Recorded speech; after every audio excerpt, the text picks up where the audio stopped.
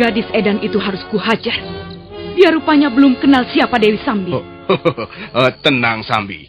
Tidak usah kerusa-kerusu memperlihatkan hawa nafsu. Apa kau membela dia, Renteng? Apa muka dia itu? Sanak familimu? Sambi. Bukan. Dia bukan apa-apaku. Tapi kita semua melihat bahwa gadis gendeng ini mempunyai tingkat kemampuan yang memenuhi syarat untuk memperebutkan kursi 4 besar, Sambi. Tidak. Kalau dia menginginkan kursi 4 besar, dia harus mengalahkan aku lebih dulu. Nah, ini namanya melanggar aturan main yang telah kita sepakati bersama, Sambi. Jangan begitu. Kita ini kelompok pendekar. Harus mau berbuat adil untuk teman-teman sendiri. Renteng, kalau kau belum juga pergi ke tepian sana, salahmu sendiri. Tunggu, Sambi. Kau mau apakan gadis cilik itu, ha? Akan kugilas dengan aji telapak wisa.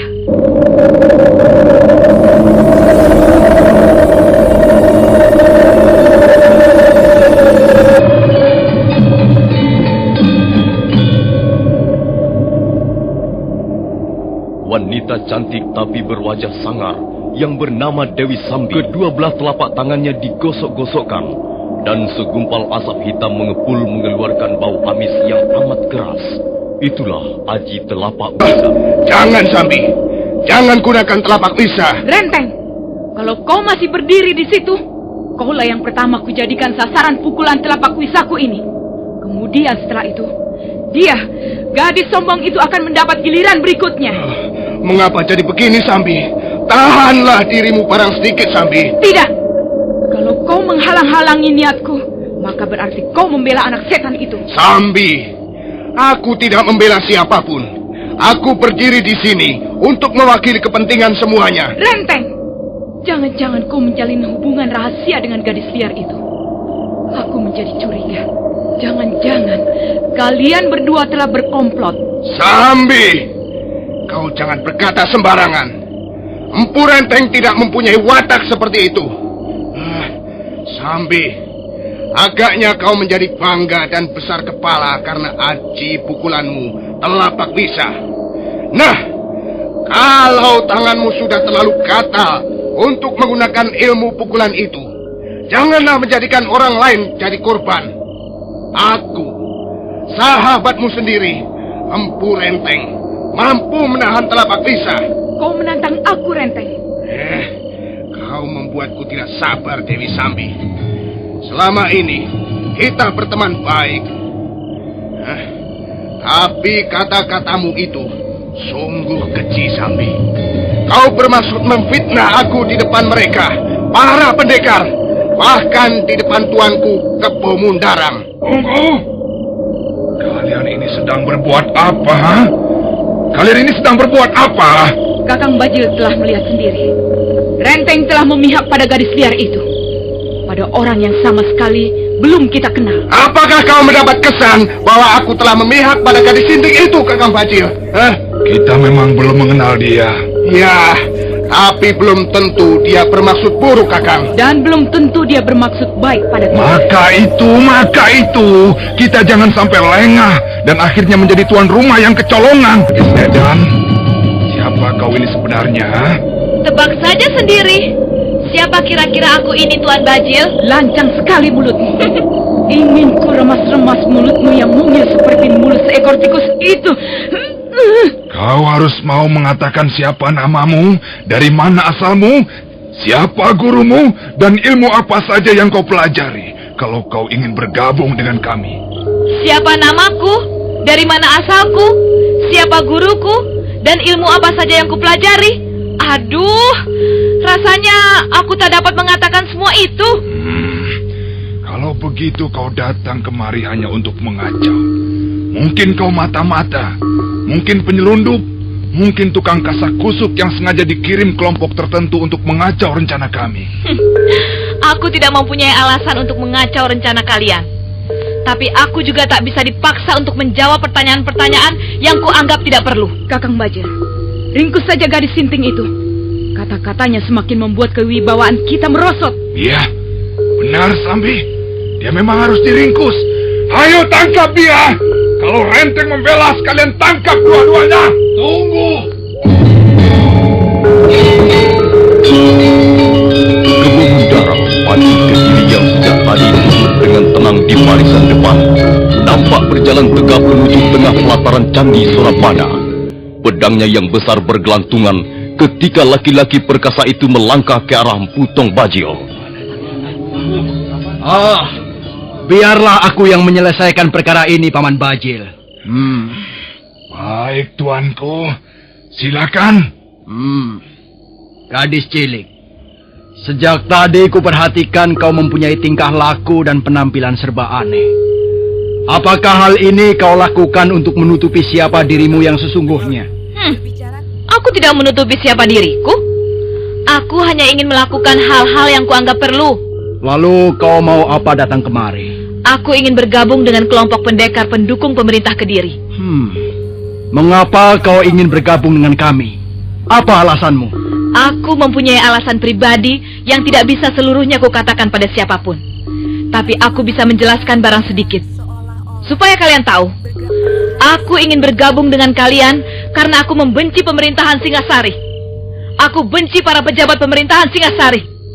Kalau mendapat kesempatan, aku akan membunuh mereka semuanya. Iya, akan kubunuh mereka dengan tanganku ini. Akan kubunuh mereka satu persatu. Mereka itu orang-orang yang sok berkuasa. Mereka banyak merugikan rakyat jelata. Mereka menindas dan berlaku sewenang-wenang. Dan mereka harus menanggung dosa-dosanya. Tapi aku tahu bahwa tidak mungkin aku bergerak sendiri. Aku membutuhkan teman. Itulah sebabnya aku mau bergabung dengan kalian. Tapi terserah, aku tidak memaksa. Kalau kalian keberatan, aku akan bertindak sendiri. Tunggu dulu. Baiklah. Aku tahu kau menyimpan rasa dendam. Entah kepada siapa. Baiklah. Kalau begitu, barangkali kita bisa kerjasama. Aku tidak ingin menjadi juara. Kemampuan yang kumiliki sekarang ini hanya akan kupergunakan untuk membalas rasa sakit di hatiku. Bagus. Pemerintah Singasari memang brengsek. Dan sekarang ini, kaki tangan Kertanegara masih banyak berkeliaran di mana-mana. Juga menantu Kertanegara, Sanggrama Wijaya, hidup dalam pelarian. Nah, pastilah mereka sakit hati dan ingin membalas dendam. Itulah tugas kita, untuk membasmi mereka, supaya pemerintah Kediri menjadi bersih dari gangguan musuh-musuh bayangan. Jadi bagaimana? Aku diterima bergabung dalam kelompok kalian? Tentu kami terima dengan senang hati. Kami juga membutuhkan sekutu-sekutu yang tangguh, yang bertanggung jawab, yang berdiri di atas satu kepentingan. Ialah menumpas habis sisa-sisa kekuatan Singasari dari muka bumi ini. Nah, sekarang aku tidak pusing-pusing lagi mengenai kursi 4 besar itu. Kaulah yang harus duduk sebagai orang keempat setelah Putong Bajil, Dewi Sambi, dan Purenteng. Bagaimana pendapatmu, Paman Bajil? Kau setuju? Apa yang tuanku anggap baik dan tepat, tentu akan saya dukung sepenuhnya, tuanku. Bagus. Terima kasih atas pengertianmu. Kau Dewi Sambi, bagaimana pendapatmu? Pendapat saya sama dengan Kakang Bajil. Hanya saja, gadis itu harus belajar sedikit tata kesopanan, supaya tidak sering menimbulkan kesalahpahaman di antara teman sendiri. Dan kau Empu Renteng, apakah kau keberatan? Sama sekali tidak, tuanku. Saya pikir gadis aneh ini bisa kita percaya kata-katanya. Bagaimana aku harus memanggilmu anak manis? Tentulah kau mempunyai nama yang bagus. Katakanlah siapa namamu. Namaku Sakawuni. Aku berasal dari desa Tanibala. Hanya itulah yang bisa kukatakan. Apakah cukup puas? Baru saja gadis aneh yang mengaku bernama Sakawuni itu mengatupkan bibirnya. Mendadak jaran bangkal masuk. Ayo cepat, cepat jalannya. Ayo, kalian harus berlutut di depan tuanku ke Bumundarang.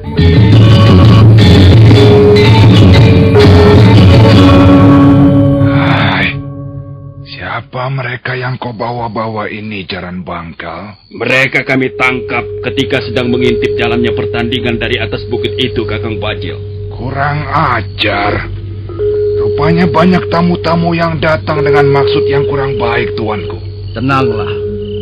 Biar aku yang akan memeriksa mereka. Kalian sepertinya bukan penduduk asli daerah ini. Iya, benar. Kami berasal dari negeri yang jauh. Ribuan pal dari pulau ini. Lalu apa maksud kedatangan kalian ke Tanah Japa? Maaf, kami tak bisa mengatakannya. Karena ini merupakan rahasia yang harus kami pegang teguh. Kalian orang suruhan? Kalian mempunyai pimpinan? Tidak, kami tidak disuruh oleh siapapun. Kami datang ke negeri ini semata-mata hanya terbawa oleh nasib. Perahu yang kami tumpangi diserang badai dan kami terdampar di pantai Tuban. Mustahil kalian mengintip pertemuan kami. Kalau kalian tidak punya maksud-maksud tertentu. Aku dan istriku hanya sekedar mampir di tempat ini. Mana tujuan kalian yang semestinya? Maaf, kami tak bisa mengatakannya. Kami hanya ingin mencari suatu desa, walaupun kami belum tahu pasti apa yang bisa kami lakukan di sana. Kami ini seperti kapas tertiup angin. Kami adalah orang-orang yang merdeka. Kami tidak bermaksud mencari musuh. Kami ingin berteman dengan siapa saja. Iya, bangsa kami adalah bangsa yang cinta pada persahabatan. Cukup. Kalian pikir aku percaya? Ayo prajurit, tangkap 2 orang asing itu. Tunggu. Mengapa kami harus ditangkap? Iya, apa kesalahan kami? Kalian telah mengintip pertemuan penting di bulan purnama ini. Dan itu berarti kalian menyembunyikan maksud-maksud yang tidak baik. Bukankah suamiku sudah mengatakan bahwa kami tidak bermaksud buruk? Kami tidak mencari musuh. Kedatangan kami di tempat ini tanpa tujuan apa-apa. Kami hanya sekedar singgah. Kalau kalian keberatan, baiklah. Kami akan pergi. Kalian boleh pergi. Tapi setelah kami tangkap dan periksa. Sudahlah, Paman Bajil. Jelas mereka mata-mata musuh. Ayo kepung mereka. Tangkap, ringkus dan ikat tangannya.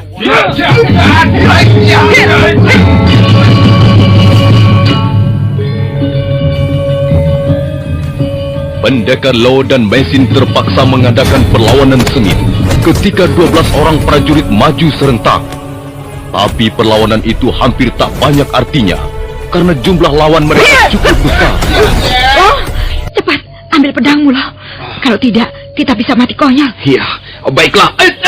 Hati-hati, kau jangan jauh-jauh dariku, Mesin.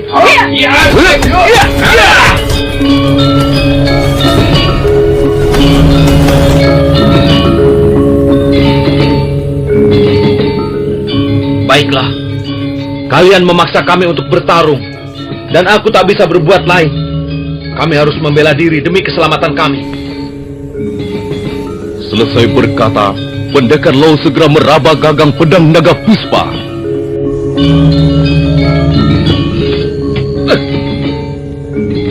Semua yang berdiri di tengah pelataran Candi Sorabana tertegun sesaat begitu melihat pedang naga puspa keluar dari warangkannya. Hei, mengapa kalian diam dan tidak berkutik seperti cangkrik terpijak? Ayo, tangkap mereka. Bunuh saja kalau mau melawan.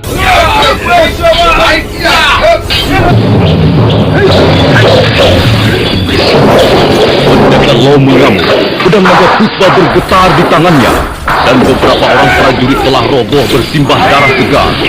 Gelanggang pertandingan menjadi hingar-bingar. Potongan senjata bertebaran di pelataran candi. Wajah Kebemundarang merah padam melihat prajurit-prajuritnya roboh seperti batang pisang ditebang, seperti daun dipangkas ujung-ujungnya. Berhenti! Berhenti semuanya! Hai orang asing, kalau kalian terus melawan, berarti kalian menentang pemerintah Kediri. Sebenarnya kami tak menginginkan pertumpahan darah seperti ini.